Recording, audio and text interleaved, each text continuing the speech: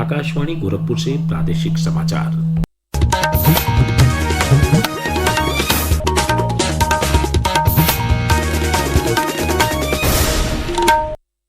नमस्कार, समाचार बुलेटिन के साथ मैं वेद प्रकाश पाठक। पहले मुख्य समाचार।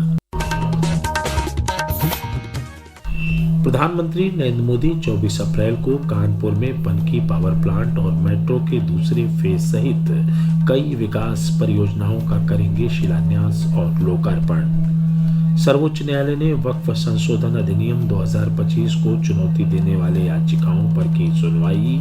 केंद्र सरकार ने जवाब देने के लिए मांगा और समय। मुख्यमंत्री योगी आदित्यनाथ ने की उत्तर प्रदेश प्रदूषण नियंत्रण बोर्ड के कार्यों की समीक्षा। प्रदेश के हर जिले में प्रदूषण नियंत्रण कार्यालय बनाने पर दिया जोर। और प्रदेश में सीएनजी की कीमत में ₹1 प्रति किलो की हुई बढ़ोतरी, लागू हुई नई कीमत। अब समाचार विस्तार से। प्रधानमंत्री नरेंद्र मोदी अगले सप्ताह 24 अप्रैल को कानपुर आ रहे हैं। उनके प्रस्तावित दौरे को लेकर जिला प्रशासन ने तैयारियां तेज कर दी हैं। इसी क्रम में कानपुर नगर के जिलाधिकारी जितेंद्र प्रताप सिंह ने कल परियोजनाओं की समीक्षा की। उन्होंने बताया कि प्रधानमंत्री अपने प्रस्तावित दौरे पर जनसभा को संबोधित करने के साथ ही पनकी पावर प्लांट और मेट्रो के दूसरे फेज समेत 200 से अधिक परियोजनाओं का लोकार्पण और शिलान्यास करेंगे। इसको लेकर व्यवस्थाएं की जा रही हैं।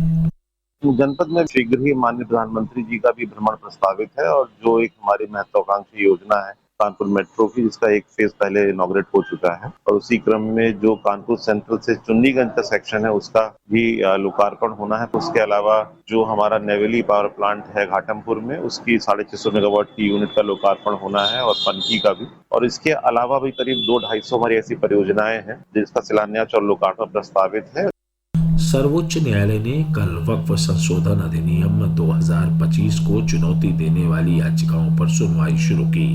न्यायालय ने इस पर कोई अंतरिम आदेश जारी नहीं किया। केंद्र ने न्यायालय द्वारा उठाए गए 3 बिंदुओं पर अपनी दलीलें तैयार करने के लिए और समय की मांग की। शीर्ष न्यायालय अब इस मामले पर आज सुनवाई करेगा। मुख्य न्यायाधीश न्यायमूर्ति संजीव खन्ना, न्यायमूर्ति संजय कुमार और न्यायमूर्ति केवी विश्वनाथन की पीठ ने केंद्र की ओर से सॉलिसिटर जनरल तुषार मेहता से पूछा कि वक्फ बाय यूजर को कैसे अस्वीकृत किया जा सकता है, क्योंकि कई लोगों के पास ऐसी वक्फ संपत्तियों को पंजीकृत कराने के लिए आवश्यक दस्तावेज नहीं होंगे। 3 न्यायाधीशों की पीठ ने नए वक्फ अधिनियम को चुनौती देने वाली याचिकाओं पर अंतरिम आदेश पारित करने पर विचार किया। पीठ ने 3 प्रमुख बिंदु उठाए। न्यायालय ने कहा कि जब तक इस कानून पर सुनवाई हो रही है तब तक वक्फ के रूप में घोषित संपत्तियों को गैर अधिसूचित नहीं किया जाना चाहिए, चाहे वे वक्फ बाय यूजर या वक्फ बाय डीड हों। न्यायालय ने कहा कि वह संशोधन अधिनियम के इस प्रावधान को भी प्रभावी नहीं होने देगी कि जिलाधिकारी द्वारा संपत्ति के सरकारी भूमि होने या नहीं होने के बारे में जांच जारी रहने तक वक्फ संपत्ति को वक्फ नहीं माना जाएगा। समाचार कक्ष से प्रियंका अरोड़ा। भारत के मुख्य न्यायाधीश न्यायमूर्ति संजीव खन्ना ने अगले मुख्य न्यायाधीश के रूप में न्यायमूर्ति BR गवई के नाम की सिफारिश की है।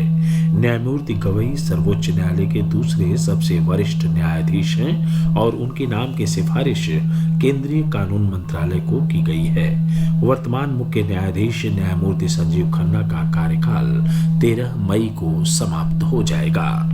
समाजवादी पार्टी के सांसद जियाउर रहमान बर्क कल लखनऊ में संभल हिंसा मामले में गठित न्यायिक आयोग के सामने प्रस्तुत हुए। यह पेशी पिछले वर्ष नवंबर 2024 में संभल में शाही जामा मस्जिद के सर्वे के दौरान हुई हिंसा की जांच के सिलसिले में हो रही है। आयोग ने सपा सांसद से करीब 3 घंटे तक पूछताछ की। उन्हें आज दोपहर 2 बजे फिर पूछताछ के लिए बुलाया गया है। सपा सांसद ने मीडिया से बातचीत में कहा कि उन्होंने अपना बयान दर्ज करा दिया है। उन्हें उम्मीद है कि सही तरह से जांच से उन्हें इंसाफ मिलेगा। केंद्रीय कपड़ा मंत्री गिरिराज सिंह ने कल ग्रेटर नोएडा में 4 दिवसीय दिल्ली स्प्रिंग मेला 2025 का शुभारंभ किया। हस्तशिल्प निर्यात संवर्धन परिषद की तरफ से आयोजित यह मेला India Expo Centre and Mart में आयोजित किया जा रहा है। इस मेले में 3000 से अधिक हस्तशिल्प उत्पादक और 110 देशों के खरीदार शामिल हो रहे हैं। केंद्रीय मंत्री गिरिराज सिंह ने कहा कि सरकार की कोशिश है कि देश के असंगठित हस्तशिल्प बाजार को संगठित कर विदेशों तक पहुंचाया जाए। 45,000 करोड़ का एक्सपोर्ट का मार्केट है, लेकिन मुझे ये डोमेस्टिक मार्केट जो $75 बिलियन का है, इसको इंडस्ट्री के साथ जोड़ करके इसे विदेशों तक पहुंचाना। प्रादेशिक समाचार आप आकाशवाणी गोरखपुर से सुन रहे हैं। यह समाचार बुलेटिन हमारे YouTube channel AIR news Gorakhpur और X हैंडल AIR News_GKP पर भी उपलब्ध है। मुख्यमंत्री योगी आदित्यनाथ ने कल लखनऊ में उत्तर प्रदेश प्रदूषण नियंत्रण बोर्ड के कार्यों की समीक्षा की। बैठक में मुख्यमंत्री ने प्रत्येक जनपद में प्रदूषण नियंत्रण कार्यालय स्थापित करने के निर्देश दिए हैं। प्रस्तुत है एक रिपोर्ट। बैठक में मुख्यमंत्री ने कहा कि वर्तमान में प्रदेश के 75 जिलों में 28 क्षेत्रीय कार्यालय हैं। इन्हें 18 मंडलों पर पुनर्गठित करने के साथ हर जनपद में एक एक कार्यालय स्थापित किया जाए। उन्होंने कहा कि जिन मंडलों में औद्योगिक गतिविधियां अधिक हैं, वहां एक से अधिक क्षेत्रीय कार्यालय बनाए जा सकते हैं। मुख्यमंत्री ने कहा कि नए दौर के पर्यावरण से जुड़ी चुनौतियों से निपटने के लिए बोर्ड में ठोस और तरल अपशिष्ट प्रबंधन, हैजोल्ड वेस्ट, ई वेस्ट और बायोमेडिकल वेस्ट प्रबंधन सेल का गठन किया जाए। मुमताज अली, आकाशवाणी समाचार, लखनऊ। मुख्यमंत्री ने कल नगर विकास विभाग में संचालित परियोजनाओं की भी समीक्षा की और भावी कार्य योजनाओं पर विचार विमर्श कर आवश्यक दिशा निर्देश दिए।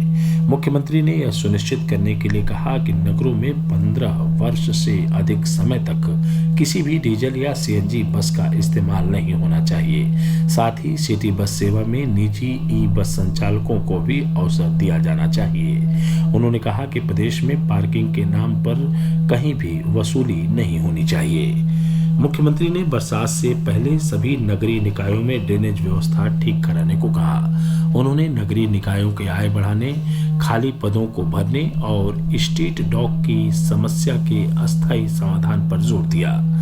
सभी जिला मुख्यालय वाले नगर निकायों को स्मार्ट नगर पालिका के तौर पर विकसित करने और प्रयागराज में वेस्ट मटेरियल से तैयार शिवालिक पार्क मॉडल को लेकर भी बैठक में विस्तार से चर्चा हुई।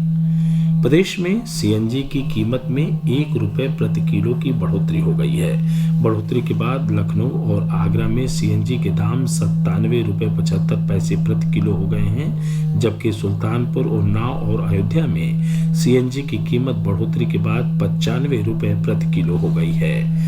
नई कीमतें कल से लागू हो गई हैं।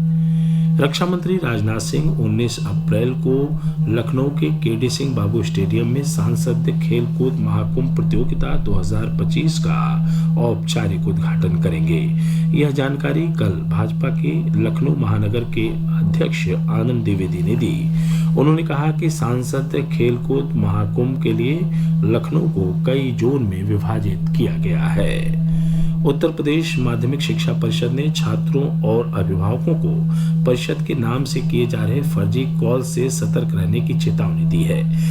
ऐसे कॉल्स के जरिए वर्ष 2025 में हुई हाई स्कूल और इंटरमीडिएट बोर्ड की परीक्षाओं में पैसे देने पर अंक बढ़ाने का प्रलोभन दिया जा रहा है। परिषद के सचिव भगवती सिंह ने स्पष्ट किया है कि ऐसे फोन कॉल साइबर ठगों द्वारा किए जा रहे हैं और उनका माध्यमिक शिक्षा परिषद से कोई लेना देना नहीं है।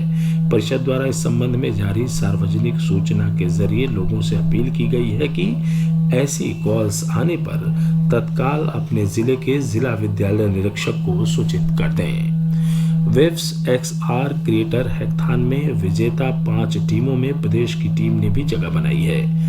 ई-कॉमर्स रिटेल ट्रांसफॉर्मेशन श्रेणी में शामिल हुई टीम EMO ने अपने प्रोजेक्ट हेवन स्टेट के लिए पुरस्कार जीता है। टीम के प्रतिभागी उत्कर्ष ने बताया कि केंद्र सरकार ने युवाओं को वेव्स जैसा वैश्विक मंच प्रदान करके अपनी प्रतिभा दर्शाने का एक बड़ा अवसर दिया है। और अंत में इस बुलेटिन के मुख्य समाचार एक बार फिर। प्रधानमंत्री नरेंद्र मोदी 24 अप्रैल को कानपुर में पनकी पावर प्लांट और मेट्रो के दूसरे फेज सहित कई विकास परियोजनाओं का करेंगे शिलान्यास और लोकार्पण।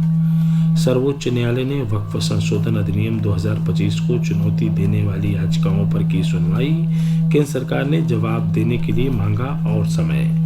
मुख्यमंत्री योगी आदित्यनाथ ने की उत्तर प्रदेश प्रदूषण नियंत्रण बोर्ड के कार्यों की समीक्षा। प्रदेश के हर जिले में प्रदूषण नियंत्रण कार्यालय बनाने पर दिया जोर। और प्रदेश में सीएनजी की कीमत में ₹1 प्रति किलो की हुई बढ़ोतरी, लागू हुई नई कीमत। इसी के साथ प्रादेशिक समाचारों का बुलेटिन समाप्त हुआ। नमस्कार।